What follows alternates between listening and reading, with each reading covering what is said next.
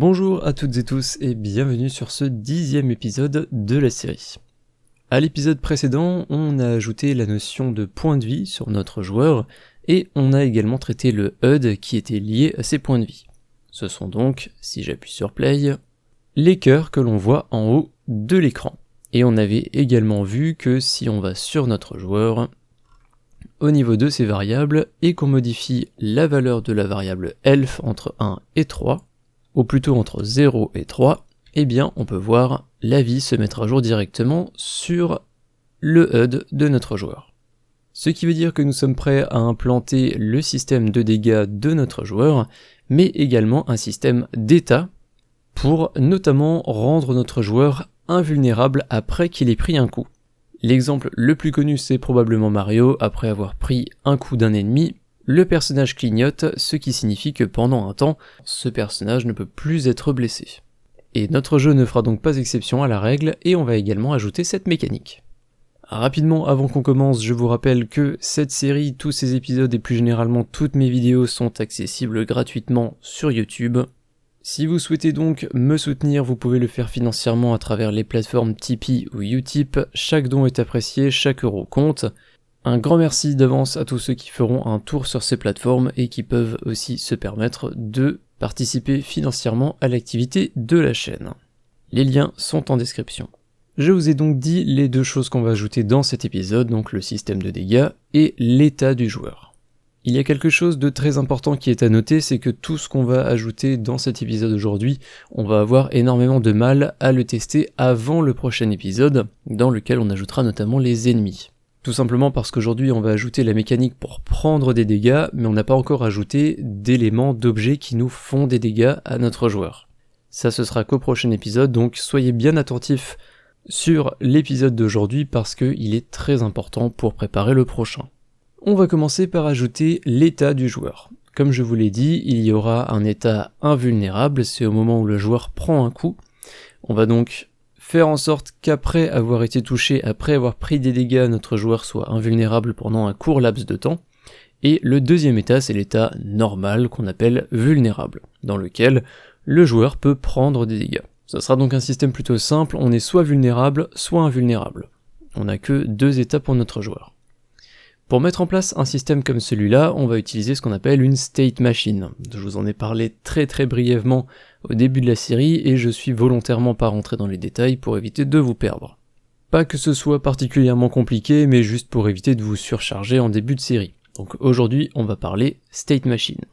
Je vous invite à faire comme moi et vous comprendrez très rapidement comment fonctionne le système en fin d'épisode une fois que tout sera en place. On peut donc commencer par sélectionner le joueur dans la hiérarchie. Sur la droite, dans l'inspecteur, on va aller ajouter un nouveau component, donc add component. Ce sera une state machine. On va laisser ça en mode macro et on va cliquer sur new.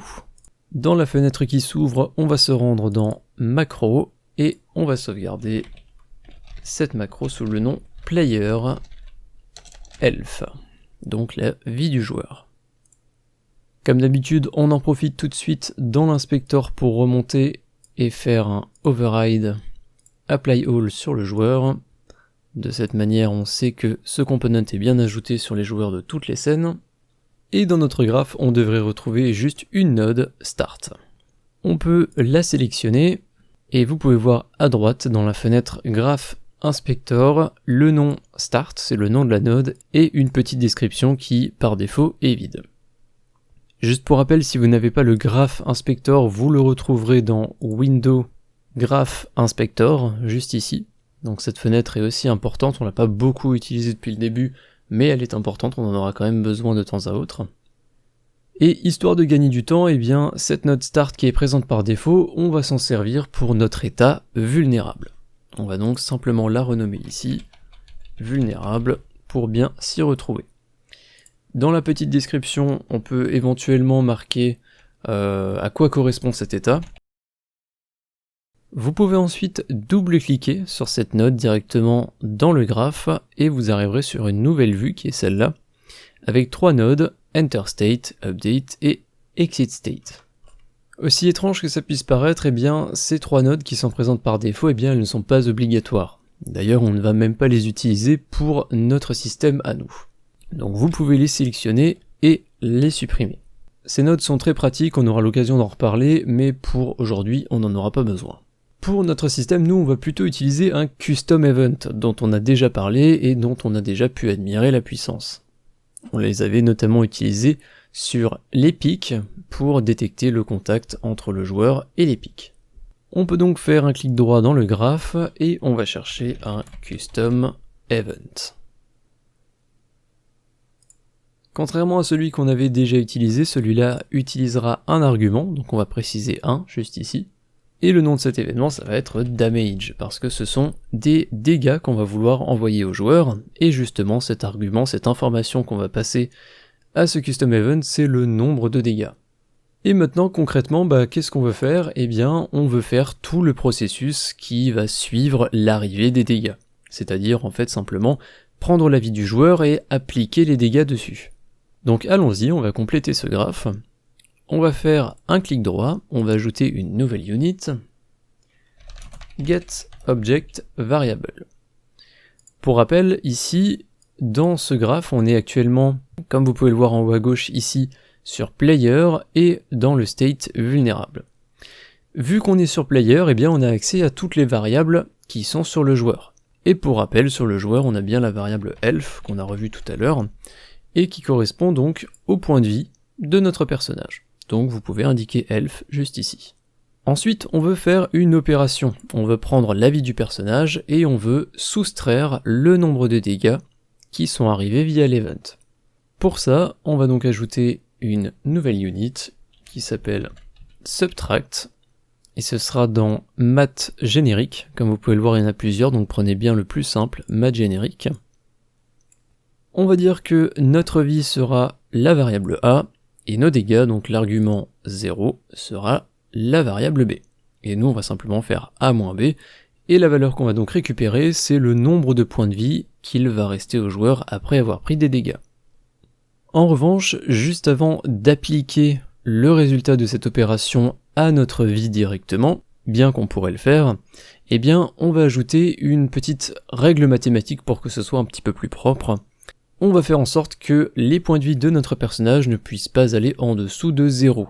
On devrait toujours avoir soit 0, soit 1, soit 2, soit 3 points de vie. Ni plus, ni moins que ces valeurs. Bien que théoriquement ça ne poserait absolument pas problème, et il y a énormément de jeux où la vie du personnage peut aller en dessous de 0, parce que de toute façon on considère qu'une fois arrivé à 0, que ce soit 0 ou moins, eh bien le personnage est éliminé. Mais ce sera quand même un petit peu plus propre, donc pour ça, le résultat de cette opération, on va le passer dans une node qui s'appelle maximum, dans maths scalar, comme on l'a ici. On va laisser deux inputs, et la valeur B, ce sera une float littérale qu'on va mettre à 0, qu'on va laisser à 0. Donc de cette manière, on aura toujours au minimum 0. On ne pourra pas aller dans le négatif. Et du coup, la valeur qui est récupérée ici, au bout de cette node maximum, est entre 0 inclus et 3 inclus. On peut donc faire la dernière étape, à savoir ajouter une unit setObjectVariable, et on va simplement accéder à la variable elf, donc au point de vie, et le nombre de points de vie qu'on va passer à cette variable, c'est celui de l'opération qu'on vient de faire. Évidemment, pour que toutes ces nodes soient bien lues, il faut connecter le flow du custom event au flow de cette variable. Et nous y voilà. On va créer rapidement un petit groupe, CTRL plus clic gauche, que je vais appeler subtract damage from elf. Ok pour cette première étape. Maintenant qu'on a enlevé des points de vie au personnage, il faut qu'on vérifie combien de points de vie il lui reste. Et donc, si il lui reste 0 points de vie, le personnage est éliminé. À ce moment-là, on appellera alors le trigger def. C'est exactement le même que celui qu'on utilise sur les pics qu'on a au bas du niveau. Donc le joueur, une fois qu'il atteindra 0 points de vie, automatiquement le niveau va se recharger. On va utiliser exactement le même principe que les pics. Et si jamais le joueur a pris des dégâts, mais qu'il n'est pas éliminé, il n'a donc pas pris de dégâts mortels, alors on va jouer une animation qui va montrer le personnage qui vient de prendre des dégâts, et on va également trigger un event spécialement pour l'occasion. Mais allons-y, faisons-le ensemble, ça sera beaucoup plus clair. Donc une fois qu'on arrive au bout du premier groupe qu'on vient de créer, au niveau de cette variable, on va créer une node branche depuis le flow de cette variable object, parce qu'on va avoir deux cas de figure possibles. Le premier cas de figure true, ça va être si le personnage est éliminé. Et le deuxième cas, false, ça sera lorsque le personnage a pris des dégâts mais qu'il n'est pas éliminé, donc qu'il a encore des points de vie en réserve. Avant de traiter true et false, on va donc traiter l'opération qui est nécessaire, à savoir ici ajouter une unit de type equal. La valeur A qu'on va passer, ça va être le nombre de points de vie qu'il nous reste après avoir pris des dégâts, donc ça on le récupère depuis cette variable elf. Donc là on set la variable mais on récupère aussi la nouvelle valeur dans cet output qu'on peut donc utiliser ici. Et on va simplement ajouter une autre unit de type integer littéral qu'on va mettre à 0, qu'on va laisser à 0 et qu'on va passer en valeur B. Le résultat de cette vérification, on le passe à la branche, et ce qu'on vient de faire concrètement, c'est qu'on va comparer la nouvelle valeur de elf, donc le nouveau nombre de points de vie, à la valeur 0, et si c'est égal, ça veut dire qu'on a 0 points de vie, et donc true signifiera que notre personnage est éliminé. On va donc trigger l'event def, comme je vous le disais, faisons-le tout de suite. On va connecter true à un custom event trigger custom event, et le nom de cet event, on l'a déjà vu, donc c'est def. Pas d'argument à passer, et en revanche, on va également traiter false, donc le cas inverse, que se passe-t-il si le personnage prend des dégâts, mais que ces dégâts ne sont pas mortels? On va accéder à l'animateur de notre joueur, et on va appeler un trigger. Donc ça on en a déjà parlé, je rentre plus trop dans les détails, hein. Notre personnage, vous l'avez vu un petit peu plus tôt dans la série, possède une animation qui va se jouer lorsqu'il va prendre des dégâts. Il faut juste qu'on passe le bon nom au trigger, et ce nom c'est hurt, donc pour prendre des dégâts, pour être blessé. Mais on ne va pas faire que jouer une animation, on va également trigger un nouvel event dont on aura besoin également. On ajoute donc un trigger custom event, et on va lui donner d'ailleurs le même nom que l'animation, on va l'appeler hurt. Et avec tout ça, on devrait déjà avoir traité une bonne partie de notre système de dégâts, ou plutôt notre système de prise de dégâts pour notre joueur. Je vais très rapidement ajouter à nouveau des groupes visuels. Ici, on va vérifier si le personnage est mort. Ici, dans cette node, si on arrive ici, ça veut dire que le personnage est éliminé, il est mort. Et si on arrive ici, le personnage a juste pris des dégâts, il a été blessé. Ok, maintenant qu'on a traité la partie vulnérable, il est temps de passer à l'état invulnérable, et donc de faire en sorte que le joueur ne puisse pas prendre de dégâts lorsqu'il vient justement d'en prendre. On va donc retourner dans le state graph de notre joueur. Le plus simple, c'est d'aller en haut à gauche du graphe actuel, donc dans le vulnérable, et de cliquer sur player. On va donc revenir là où on était tout à l'heure. On va créer notre nouvel état, donc l'état invulnérable. Pour ça, on va faire un clic droit, et on va faire create flow state. Sur la droite, on peut lui donner un nom, invulnérable. Et je pense que le nom est plutôt explicite, sachant qu'on a vulnérable juste en haut, donc je ne vais pas ajouter de commentaires juste en dessous. Étant donné qu'on peut passer du premier état vulnérable au second, il faut qu'on crée ce qu'on appelle des transitions, donc pour passer de l'un à l'autre. Pour ça, on va faire un clic droit sur vulnérable, make transition, et on va cliquer sur invulnérable. On va donc avoir cette petite flèche qui va apparaître entre les deux states. Cette transition, elle signifie qu'on peut passer de vulnérable à invulnérable. Sauf que nous, on veut aussi faire l'inverse, donc on va faire un clic droit sur invulnérable, make transition, et on va cliquer sur vulnérable. Automatiquement, Bolt va vous mettre ça en forme d'une manière un petit peu plus jolie. Donc vérifiez bien, vous devez avoir une flèche qui part d'en haut et qui va vers le bas, donc c'est celle qu'on a ici, et l'inverse, donc une flèche qui part d'en bas et qui va vers ici, vers le haut. Si vous cliquez quelque part dans le graphe, clic gauche, à un endroit vide, vous pouvez voir que nos deux transitions et notre node invulnérable sont grisées, ce qui signifie qu'actuellement elles ne sont pas utilisées. La raison à ça, c'est qu'on a maintenant des transitions, mais on n'a pas dit à Bolt à quel moment on va passer d'un état à l'autre. Donc allons-y, on va préciser ça. On va ouvrir la première transition, donc c'est celle qui part de vulnérable et qui va vers invulnérable, donc c'est la flèche comme ça. On double-clique sur cette transition et à l'intérieur on retrouvera une node State Trigger Transition. Encore une fois, cette node, vous voyez qu'elle est grisée parce que actuellement elle n'est pas utilisée. Et nous, ce qu'on doit faire dans ce graphe, c'est simplement passer à cette node dans l'input flow qu'on a ici, à quel moment dire en fait à Bolt à quel moment est-ce qu'on veut passer d'un état à l'autre. Donc à quel moment en fait on veut utiliser cette transition.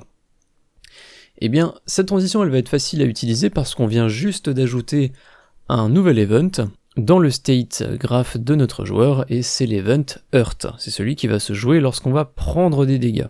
Mais que ces dégâts ne sont pas mortels, c'est important de le préciser. Donc allons-y, on va faire un clic droit, on va ajouter une unit, custom event. Cet event, comme je vous l'ai dit, c'est simplement Hurt, H-U-R-T, et on va passer le flow à notre state, à notre transition ici. Ce qui veut dire qu'à chaque fois que l'event Hurt sera appelé, eh bien on va appeler cette transition, et si on revient dans Player, ça veut dire simplement qu'on va passer à l'état invulnérable. On va maintenant traiter le cas inverse, donc la sortie de l'état invulnérable. Donc pareil, on va prendre la transition, on va l'ouvrir, double-clic dessus, et du coup, je vais vous expliquer la règle pour passer de l'état vulnérable à invulnérable, c'est simplement quand on prend des dégâts, mais je ne vous ai pas parlé de la règle inverse, donc celle qui permet de passer de l'état invulnérable à l'état vulnérable, donc de revenir en fait au statut normal de notre joueur. Comme je vous le disais, l'état invulnérable, il n'est pas infini. Heureusement, parce que sinon notre jeu perdrait vraiment de sa saveur. Cet état, il est censé servir au joueur pour très rapidement se mettre à l'abri, et ensuite commencer simplement à riposter par rapport à l'attaque qu'il a subie. Donc chez moi, je vais faire en sorte que l'état invulnérable, il ne dure que 1 seconde. Après avoir pris des dégâts, le joueur aura 1 seconde pour vite se mettre à l'abri, et ensuite le jeu reprendra son cours, et il pourra à nouveau subir des dégâts. Pour pouvoir faire ça, on va faire un clic droit, on va ajouter une unit, et on va appeler une node qui s'appelle wait. Et ce sera plus précisément wait for seconds. On va attendre un certain nombre de secondes. Ce nombre, il est précisé ici dans delay, donc comme je vous l'ai dit chez moi, le joueur n'aura que 1 seconde pour aller vite se mettre à l'abri. Si vous pensez que c'est trop court ou trop long, à vous de modifier delay à votre convenance. Et on va passer wait à notre trigger transition. Mais comme vous pouvez le voir, ces deux nodes sont grisées, simplement parce que je n'ai pas encore précisé à quel moment démarre cette attente d'1 seconde, ce délai d'1 seconde.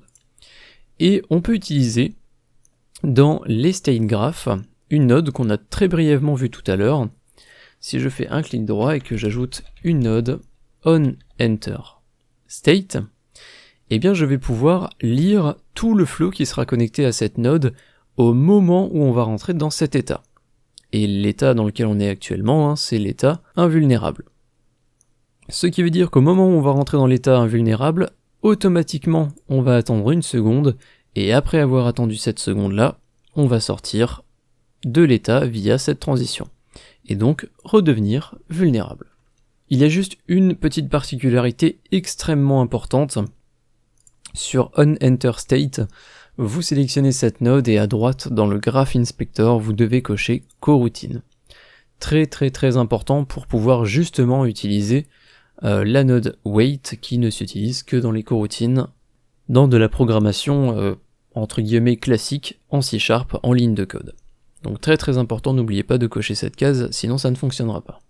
Et maintenant qu'on a fait tout ça, on peut retourner sur notre player, et on peut voir maintenant qu'on a nos deux transitions qui sont configurées. On a le petit chapeau de l'event pour passer de vulnérable à invulnérable, et pour passer de invulnérable à vulnérable, on a ce petit icône ici qui est le onEnterState. On a fait le tour de notre système pour les deux états. Il nous reste quelques petits détails à gérer qu'on va faire très rapidement. Parmi ces détails se trouve notamment le système de collision entre le joueur et les ennemis. Alors, les ennemis ne sont pas encore en place, mais on va quand même préparer ça tout de suite pour éviter d'avoir à faire des retours en arrière lors des prochains épisodes.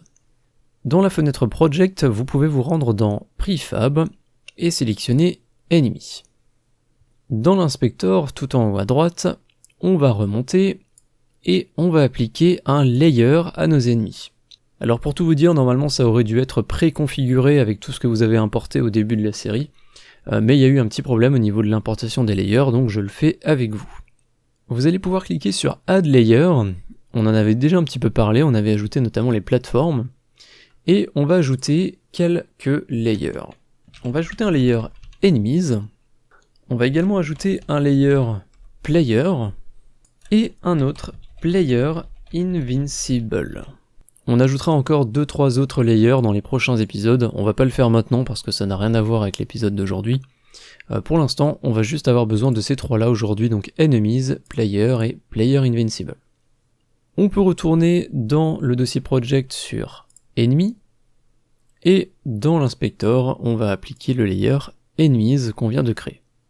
On va également traiter tout de suite le joueur, donc pareil, dans Project, on va choisir Player, et chez moi Unity a préconfiguré le layer Player, alors je savais pas que ça existait, mais si jamais ça n'est pas le cas chez vous, donc dans Layer vous choisissez bien Player, c'est très important. Si jamais Unity vous pose cette question, est-ce que vous voulez changer le layer pour tous les enfants, vous faites non, on va juste le faire sur cet objet ici. Et maintenant que notre joueur et nos ennemis ont les bons layers, eh bien on va pouvoir utiliser ce qu'on appelle la Collision Matrix de Unity. C'est simplement une interface qui va nous permettre de définir quels objets peuvent entrer en collision avec quels objets. Et pour ça, on va se baser sur les layers.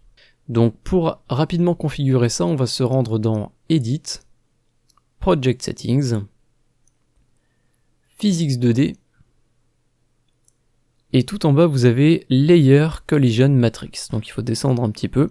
Si jamais la matrice est cachée, vous avez juste à cliquer sur la petite flèche que vous avez ici. Et vous pouvez voir à l'horizontale et à la verticale tous les layers qui existent dans notre jeu. Donc il y en a certains présents par défaut, donc Default, Transparent FX, Ignore Raycast, etc. Qui vont pas trop nous intéresser, mais nous on va surtout retrouver Enemy, Player et Player Invincible. Dans notre cas, on veut que lorsque le joueur est invulnérable, qu'il ne puisse pas entrer en collision avec les ennemis. Donc on veut pas qu'il se fasse bloquer par les ennemis parce que le but de cet état c'est qu'il soit invulnérable et qu'il puisse très rapidement se mettre en sécurité. On va pas en plus lui mettre des bâtons dans les roues si déjà il vient de prendre des coups. Ce qu'on va donc faire, c'est au niveau de Enemies ici, donc la ligne à l'horizontale, vous allez chercher le croisement avec Player Invincible, qui est juste au-dessus ici, et vous allez décocher cette case. En décochant cette case, on va simplement désactiver la possibilité d'entrer en collision pour ces deux objets qui possèdent ces layers. D'ailleurs, on va tout de suite en profiter pour décocher également la connexion Enemies, pour que les ennemis ne puissent pas entrer en collision entre eux. Ça simplifiera vraiment le prochain épisode pour l'intelligence artificielle et les déplacements. Et normalement, c'est tout ce qu'on a à désactiver pour aujourd'hui. On veut juste désactiver le contact entre l'ennemi et le joueur lorsqu'il est invincible, et également les ennemis entre eux. Mais ça, comme je l'ai dit, on en parlera un petit peu plus au prochain épisode. Maintenant que cette matrice est configurée, on peut fermer cette fenêtre. Et la dernière chose à faire maintenant, c'est d'appliquer à notre joueur le layer Player Invincible au moment où il entre dans l'état invulnérable. Et lorsqu'il en sort de cet état invulnérable, il retrouvera son layer Player et pourra donc à nouveau entrer en contact avec les ennemis. Encore une fois, c'est un petit peu difficile d'imager tout ça aujourd'hui, étant donné que les ennemis ne sont pas encore en place, mais on verra tout ça un petit peu plus en détail au prochain épisode. Ce que vous pouvez donc faire, c'est sélectionner Player dans la hiérarchie en haut à gauche, et ensuite, on va aller tout en bas dans l'inspecteur et réouvrir le graphe de la state machine. Donc vous pouvez cliquer ici sur Edit Graph, et ensuite on va rentrer dans le state invulnérable, donc double-clic sur cette node, et on retrouve donc les trois nodes présentes par défaut dans un state, donc le Enter, le Exit et le Update. Et cette fois-ci on va pas les supprimer comme on l'a fait pour l'état vulnérable, ici on va les utiliser justement pour ce système de layer. On peut juste supprimer Update, dont on n'aura pas besoin.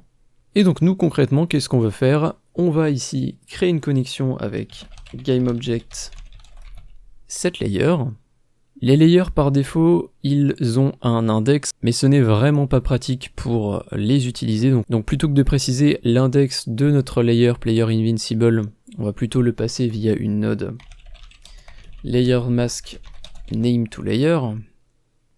Ça c'est une petite particularité de Unity, je ne rentre pas trop dans les détails. Et on va préciser ici player invincible.